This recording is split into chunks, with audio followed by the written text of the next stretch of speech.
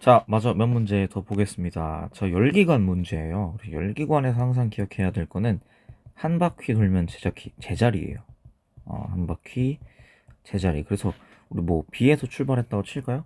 그래서 B에서 C, D, A 가는 동안 이제 온도 변화가 중간에 있을 수 있죠. 뭐 B에서 C는 등온입니다. 여기는 온도 변화가 없지만 뭐 C, D, D, A, A, B 하면서 온도가 변화하겠지만 근데 어떻다? 제자리다. 그래서 무슨 말 하고 싶은 거냐면 총 내부 에너지 변화량이 0이다. 그래서 Q1 빼기 Q2가 W가 되고요. 이제 흡수한 열들을 다 모은 걸 Q1, 그다음 방출한 열들을 다 모은 걸 Q2라고 할 거예요. 여기서 여기 빼면 총 한 1이 되겠습니다. 그래서 열 효율은 0.25예요. Q1 분의 W는 4분의 1인 거 요거를 이제 감안을 해 줘야 하겠습니다. 자, 그래서 밑에 이제 나와 있는 거 BC 과정에서, 그러니까 A와 B, CD 과정은 부피가 일정하잖아요. 그래서 전체 한 일은 플러스 150의 일을 하고요. 그 다음에 받은 일이 마이너스 100. 총 한 일은 50이고요. 그래서 Q1은 얼마여야 됩니까? 200이어야 돼요. 그리고 Q2는 150. 그래서 W는 50이 나와야 합니다. 오케이. 그렇게 계산하고 이 과정들을 한번 보면 그래서 뭐 B에서 C로 가는 거 먼저 볼게요. 등온이죠. 얘는 Q는 델타 U 더하기 W가 등온이면 온도 변화가 없기 때문에 내부 에너지 변화량이 0. W는 이때 150만큼의 일을 한다고 해요. 그러면 열을 얼마 먹었을까요? 150을 먹었어요. 요거는 Q1에 속하는데 열을 한 번만 먹은 게 아니잖아요. 두 번 먹었잖아요. 그 과정이 어떤 거였냐? 그 과정이 어떤 거였냐? 그 앞에 A에서 B로 가는 과정에서 PV 그래프에서 사실 이제 위나 오른쪽으로 가는 경우에는 열을 이제 흡수하며 가는 거고요. 아래나 왼쪽, 아래로 가는 경우에 열을 방출하며 일어나게 됩니다. 자, 그래서 Q1은 BC 150이 아니라요. A에서 B로 가는 동안 한 것까지 따져야 되는 거죠. 그래서 Q는 델타 U 더하기 W인데 이때 어떻게 될 것이냐? 부피 변화가 없기 때문에 한 일이 0이죠. Q1이 얼마라 했죠? 200이라고 찾아놨죠. 왜냐면 열 효율이 0.25고 한 일이 150 빼기 150이었으니까. 플러스 50이 총 한 일이라서 Q1이 200이 돼요. 그래서 BC 과정에서 150을 흡수했는데 그걸로 끝나면 안 되고 여기에 50을 더 흡수해서 A에서 B로 갈 때 내부 에너지가 50줄만큼 상승한다. 이걸 캐치할 수 있어야 합니다. 어떻게? Q1은 흡수한 열 전체를 다 따지는 거예요. B에서 C로 갈 때 열을 흡수하긴 하지만 그게 끝이 아니라 A에서 B로 갈 때도 열을 흡수합니다. 자, 그 다음에 C에서 D로 갈 때 보겠습니다. 얘는 이제 얘도 부피가 변하지 않아요. 한 일이 이제 0이 되는 과정이고 그 다음에 다음으로 볼게요. D에서 A로 갈 때는 어떤 과정이에요? 단열이에요. 그래서 얘는 열의 이동이 없는 과정이고요. W가 마이너스 100만큼의 일을 받기 때문에 그래서 어떻게 됩니까? 100만큼의 일을 받기 때문에 그래서 얘는 내부 에너지가 100만큼 증가해야 말이 되는 거죠. 자, 그 다음에 어떻게 따지냐? 이 전체 과정에서 A에서 B로 갈 때 내부 에너지는 처음에 50 증가하고요. 그 다음에 B에서 C로 갈 때 변화하지 않고요. C에서 D로 갈 때 X만큼 변화하고 D에서 A로 갈 때 어떻게 되냐? 100만큼 감소 100만큼 미안합니다. 증가하게 되죠.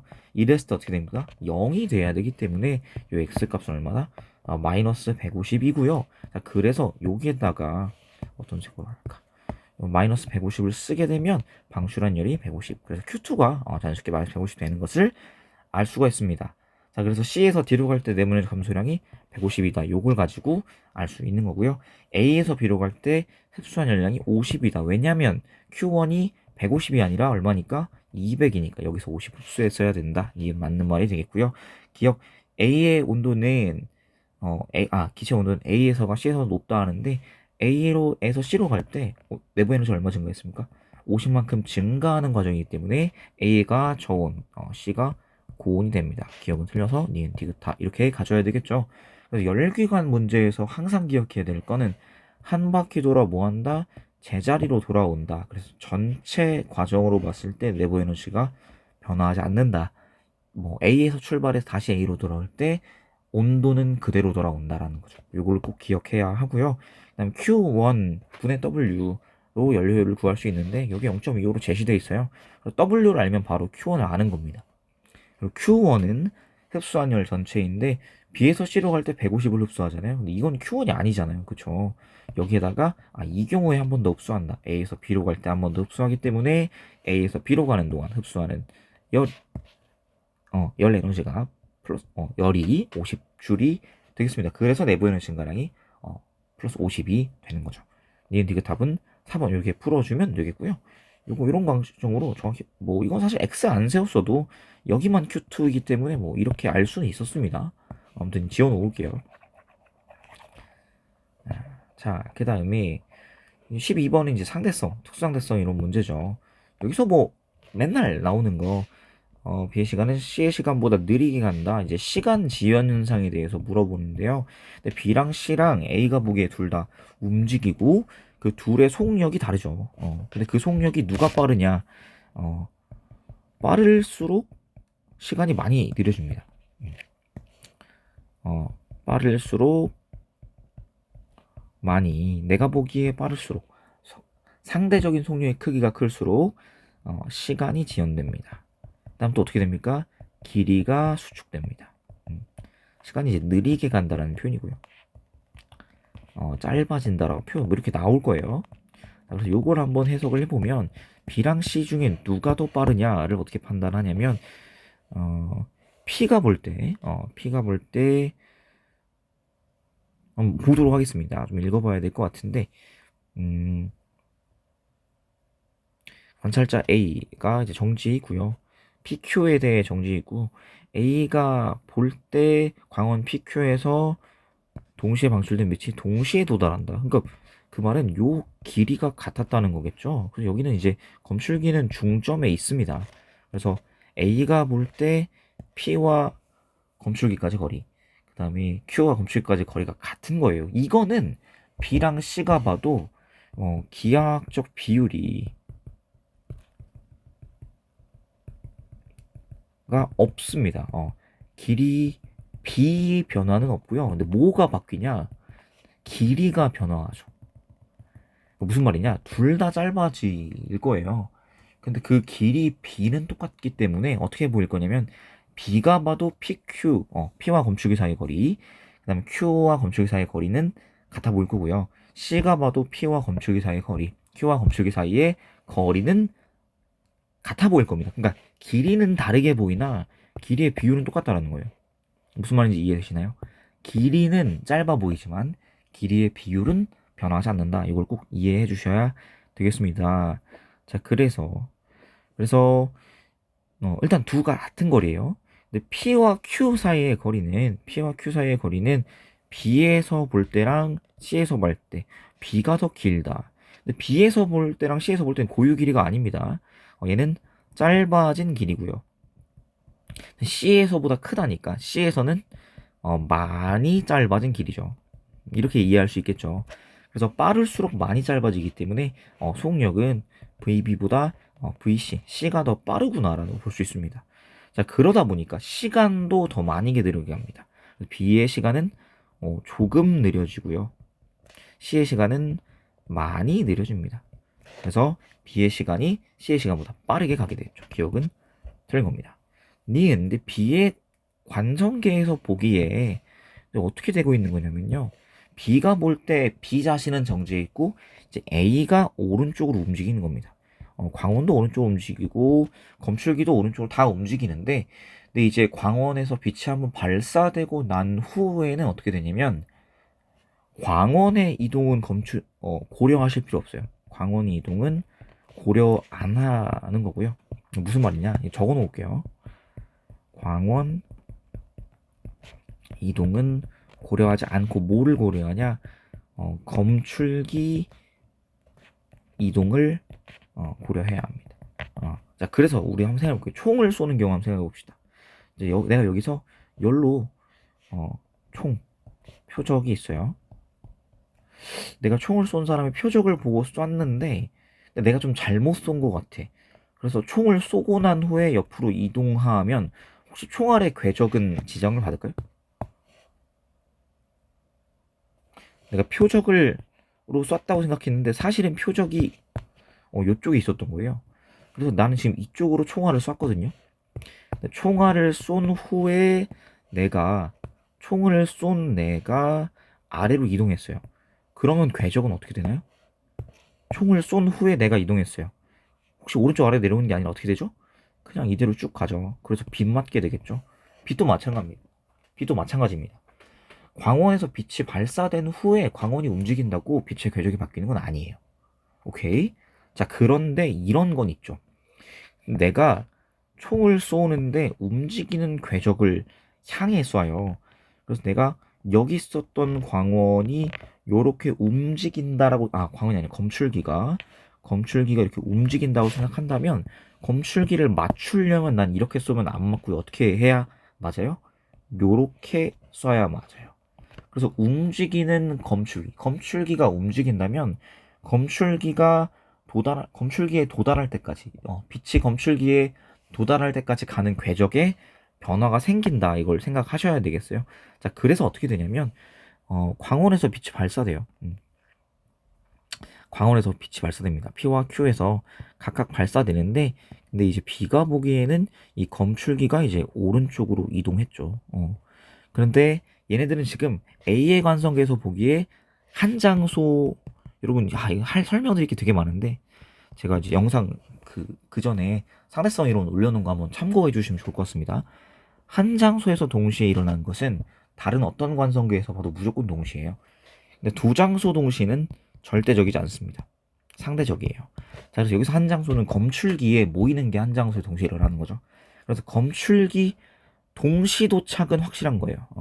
자, 그런데 이 움직인 검출기에 두 빛이 동시에 도착하려면 얘는 멀리 있었던 P에서 쏜 빛으로부터 검출기가 도망갔죠. 그리고 Q에서 쏜 빛으로는 검출기가 마중을 갔단 말이에요. 근데 이게 동시 도착하려면 어떻게 되냐? P에서는 먼저 쐈어야 되고 Q에선 나중에 쐈어야만 동시에 도착할 거라고 생각되겠죠. 그래서 A가 보든 B가 보든 C가 보든 동시에 도착했어야 하기 때문에 A가 보기에는 동시에 쐈다고 생각했어요. P와 Q에서. 그런데 B가 보기에는 P가 먼저 쐈어야 맞는 겁니다. 그래서 니은이 맞는 게 되는 거죠. 그다음 C의 관성계에서는 검출에서 P까지 거리, Q까지 거리보다 크다. 그게 아니라 어떻게 돼요? 기하학적 비율이 안 변해요. 무슨 말이냐? 길이의 비율은 변화하지 않습니다. 그러니까 P부터 검출기까지 거리랑 Q부터 검출기까지 거리는 똑같아요. 근데 뭐가 바뀌냐? 길이 자체가 바뀌죠. 그래서 보기에 짧아지지만 길이 비율은 그대로입니다. 비율은 그대로. 자, 그래서 거리가 크다가 아니라 어떻게 된다? 비율이 그대로니까 1대1 비율이 같다. 이렇게 해줘야겠습니다. 그래서 디귿 틀려서 니은 모아서 2번 이렇게 골라주시면 되게, 되게 중요한 내용 많았습니다. 그래서 이런 거 문제 풀 때는 이제 시간 지연과 길이 수축 생각하시고요. 빠를수록 많이 시간이 지연되고 느려지고 길이가 짧아진다 생각해 주셔야 되고요. 이런 궤적 문제에서 광원의 이동은 무시합니다. 광원이 이동하는 게 중요한 게 아니에요. 근데 뭐가 중요하냐? 검출기가 이동하는 게 중요한 거죠. 검출기의 이동이 관찰자에 따라 달라 보일 수 있다. 그래서 궤적이 달라 보인다. 이렇게 생각하시면 되겠습니다. 그럴 때 길이 수축이 일어나도 길이의 비율의 변화는 없고요. 뭐가 변한다? 길이 자체가 변하는 거예요. 무슨 말이냐면 위에 걸 좀 지우고 설명을 할게요. 그러니까 다른 관성계에서 보면은 어떤 우리 두 막대기를 이렇게 둘게요. 두 막대를 두겠습니다. 근데 다른 관성계에서 보면 요 길이가 짧아 보일 거예요. 근데 그 길이 비율이 안 바뀐다는 거예요. 둘 다 짧아졌죠?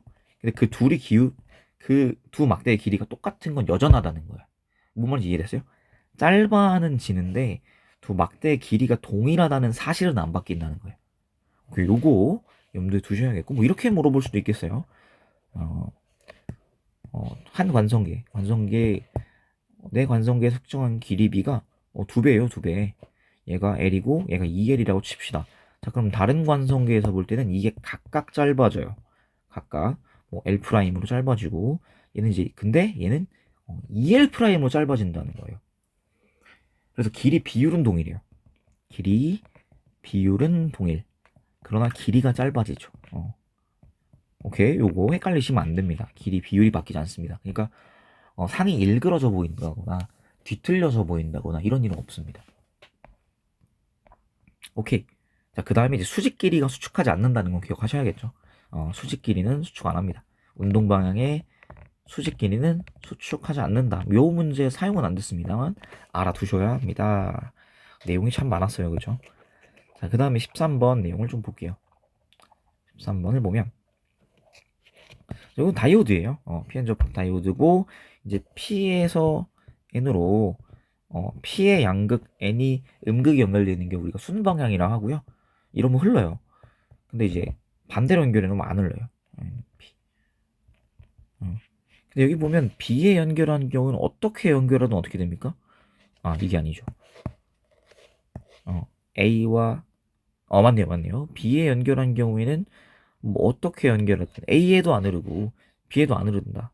그러니까 얘네들은 지금 서로 A와 B를 반대로 끼워놨는데 여기 보니까 하나는 흐르고 하나는 안 흐르죠. 그래서 서로 반대로 끼워놓은 거거든요. 근데 B에는 둘 다 안 흐른다는 거니까 B는 여기서 뭐다? P와 Q는 도체와 절연체인데요. P는 그냥 흐르게끔 해주는 얘는 도체고 Q가 절연체죠. 근데 도체와 절연체의 차이는 절연체는 띠간격이 넓어요. 그래서 기역이 절연체 Q고요. 그 다음에 니은 얘는 지금 이제 원작가띠의 빈 부분이 남아있어. 그래서 원작가띠랑 전도띠가 사실상 붙어있는 상태. 그래서 아주 작은 에너지로도 전도띠로 넘어갈 수 있는 도체입니다. 나의 기역이 Q 절연체 구조. 니은 맞는 말이고요. 기역 얘는 지금 이제 A에 연결했을 때 소문자 A 스위치 연결해서 흘렀잖아요. 그럼 이제 이렇게 흐르면 흐른다. 요렇게 흐른다는 거죠. 여기가 PN. 그래서 Y는 P형 반도체고요. 그래서 양곡 맞습니다. 양 파지티브잖아요. 그래서 같은 거죠. 그래서 기역과 니은이 맞고요. 그 다음에 스위치를 A에 연결하면 B의 반도체에서는 안 흐르잖아요. 안 흐르기 때문에 접하면 이동하지 않겠습니다. 그래서 기역 니은 답은 3번 이렇게 골라주시면 되겠어요. 이건 좀 단순하죠. 그다음 14번. 이건 조금 어려웠어요. 여기 좀 어려웠었는데 이제 우리가 입사각과 반사각을 판단할 때 이제 느린 매질과 빠른 매질이 있다 칩시다. 그래서 이 각은 어디로 따지냐? 이 법선, 경계면의 수직인 선, 법선을 기준으로 따집니다. 그래서 느린 곳에서 빠른 곳으로 갈 때는 각이 넓어져요. 그래서 느린 곳에서 빠른 곳으로 갈 때는 모두 일어날 수 있냐? 이렇게 임계각을 넘어가는 순간 전반사도 이룰 수 있죠. 그래서 느린 곳에서 빠른 곳으로 갈 때는 이 각이 커진다. 각이 커진다. I가 이제 입사고요. 입사각에 비해 굴절각이 크다. 그러니까 무슨 말이에요? 커진다라는 건 무슨 말이죠? 느린 곳에서 빠른 곳으로 간다라는 거고요. 2번 경우에는 입사각의 사인이 굴절각의 사인보다 크잖아요. 그럼 여기서는 빠른 곳에서 느린 곳으로 간다. 각이 좁아진다라고 해석해 주시면 되겠죠. 그래서 A와 B를 비교하자면 A는 느린 매질에서 빠른 매질로 가는 거고요. 일단 실험 2는 B 빠른 매질에서 어디로? 느린 매질로 넘어가는 거다라고 보시면 되겠습니다. 그래서 A는 느리거든요. 그래서 요거는 이제 굴절률 N이 클수록 느렸잖아요. 요렇게 기억하시면 좋아요. 느리다. 이건 제가 고등학생 때 이제 인강을 보면서 김성재 선생님인데 메가스터디 아직도 하시는, 근데 그분 인강을 참조했어요. 그래서 되게 직관적이죠. n이 클수록 어떤 게 더 느려 보이냐는 거야. 이렇게 돼 있는 거나 n이 크게 써있으면 많이 느리다가 와닿죠. 그래서 굴절률이 클수록 느리다. 그래서 a랑 b를 비교하면 a가 굴절률이 크다. 느리니까. p의 속력은 b에서가 빠르고요. c에서 느립니다. 틀렸죠. 틀렸고, 그 다음에 디귿 1번 실험에서 사인 I0가 입사각의 사인이 0.75가 되게 했더니 굴절각의 사인이 있었습니까? 없죠. 없죠. 그게 무슨 말이에요? 굴절각의 사인이 존재하지 않는다. 사인 함수는 어떻죠? 반드시 마이너스 1에서 1 사이인데요. 굴절각의 사인이 얘네들 어떻게 되냐 보시면 입사각의 사인보다 무조건 크잖아요, 지금. 그러니까 1보다 지금 커야 되는 상황이죠. 1보다 커야 되는 상황인데 사인이 1보다 클 수가 있나요? 안 되잖아요. 그죠? 그리고 요거는 실수해가 존재하지 않습니다. 실수해가 존재하지 않는다라는 것은 물리적으로 발생하지 않는다라고 보시면 됩니다. 그러니까 얘는 굴절이 발생하지 않는 전반사가 일어나는 거죠. 굴절이 안 되는 거예요. 굴절이 안 되는 것 자체가 전반사입니다. 굴절각의 사인이 1을 넘어가기 때문에 각이 실수인 각이 안 나와요. 그럼 실수 각이 없다라는 것은 물리적으로 없는 각이다 이렇게 이해하시면 되겠습니다. 그럼 굴절 안 된다는 얘기죠. 자, 그 다음에 쿨롱 법칙. 이거는 뭐 그냥 간단하게 경우의 수 숫자 비교하는 그런 느낌이라 생각해 보시면 되겠는데요. 문제 한번 보겠습니다. 자, 그래서 x는 ED에 있을 때 B랑 C는 부호를 줬는데 A 부호 뭔지 판단하라는 거예요. 근데 얘네들이 P에 작용하는 전체 전기력의 방향은 플러스 x 오른쪽 방향이고요. 그다음에 얘네들이 크기가 같다. 큰 힌트를 줬습니다. 그래서 뭐 그냥 다 플러스 다 그냥 QQQ 생각하시면 되겠고요. 부호는 정해줘야 되죠. 자, B는 P를 B는 미안합니다. B는 P를 왼쪽으로 밀고요. C는 P를 오른쪽으로 당기는데 누가 더 힘이 셉니까? 전하량이 같은데 B가 가깝잖아요. B가 왼쪽으로 미는 게 더 세요. 자, 그런데 어떻습니까? 그런데 토탈 A와 B와 C가 토탈 작용하는 전기력은 오른쪽이라는 거니까 자, 그래서 어떻게 돼야 돼요? A가 작용한 게 B가 작용한 거랑 크기하고 방향이 반대여서 그대로 상쇄. 왜냐면 거리가 같기 때문에. 자, 그래서 크기가 같고 방향이 반대라서 상쇄가 된 후에 C가 오른쪽으로 당긴 거다. 그래서 A는 P를 오른쪽으로 민 플러스구나 이렇게 이해할 수가 있겠습니다. 그래서 A는 양전하다 기억 맞고요. 얘는 X는 6D에 있을 때 P를 6D에 한번 더 봅시다. 6D에 한번 더 봤어요. P는 플러스잖아요. A는 P를 오른쪽, B도 P를 오른쪽, C도 P를 어떻게 오른쪽으로 당기잖아요. 그러니까 얘는 당연히 오른쪽이에요. 모든 A와 B와 C가 전부 다 오른쪽으로 밀기 때문에 오른쪽이 아니면 안 되겠습니다. 기억 니은 맞고요. 그럼 디귿 P에 작용하는 전기력의 크기는 X는 D에 있을 때는 어떻게 돼요? 여기에 있으면 마찬가지로 X는 D에 있을 때는 얘는 A는 왼쪽, B는 오른쪽, C는 오른쪽이죠. 자, 근데 X는 OD에 있을 때 말을 잘못했네요. 얘는 어떻게 되냐? X는 이건 이제 계산 안 해봐도 될 것 같아요. X는 D에 있을 때 A는 오른쪽으로 밀고요. B는 왼쪽으로 밀고 C는 오른쪽으로 당길 겁니다. X는 OD에 있을 때 A는 어떻게 할까요? 오른쪽으로, B는 오른쪽으로, C도 어떻게 한다? 오른쪽으로 밀 거기 때문에 계산하지 않고도 사실 디귿이 맞다라고 생각할 수 있는데 계산 한번 해보긴 해야 될 것 같아요. 찝찝하죠. 그래서 얘는 이제 다 전화량이 같으니까 다 그냥 Q로 둘게요. Q를 그냥 1로 두면 어떨까 생각을 합니다. 그래서 뭐 D도 뗄게요. 그래서 X는 D 위치에 있을 때 A가 주는 거는 이제 오른쪽 플러스를 할게요. 플러스 1 제곱분의 K도 뗍시다. 1 곱하기 1. 그 다음에 B가 주는 건 왼쪽인데 거리가 어떻게 돼요? 3이니까 3의 제곱 9로 합시다. 9분의 1 곱하기 1이고 그 다음에 C는 오른쪽으로 되고요. 거리가 8이니까 64분의 1 곱하기 1이 되겠습니다. X는 근데 OD에 있을 때 어떻게 되냐? A로부터 얘는 힘이 전부 다 이제 오른쪽 작용합니다. 전부 플러스인데 A로부터 거리가 OD 25분의 1 곱하기 1. 그 다음에 B로부터는 거리가 D이기 때문에 1분의 1 곱하기 1이 되겠고요. 그 다음 C는 거리가 5D니까 이제 4D가 되겠죠. 16분의 1 곱하기 1. 자, 그래서 얘네들이 지금 크기가 같으니까 비교할 필요가 없이 그냥 사라집시다. 그래서 우리는 64분의 1에서 9분의 1을 뺀 거가 X는 D에 있는 거고 X는 OD에 있는 거는 25분의 1에 16분의 1을 더한 거니까 볼 것도 없이 오른쪽이 더 큽니다.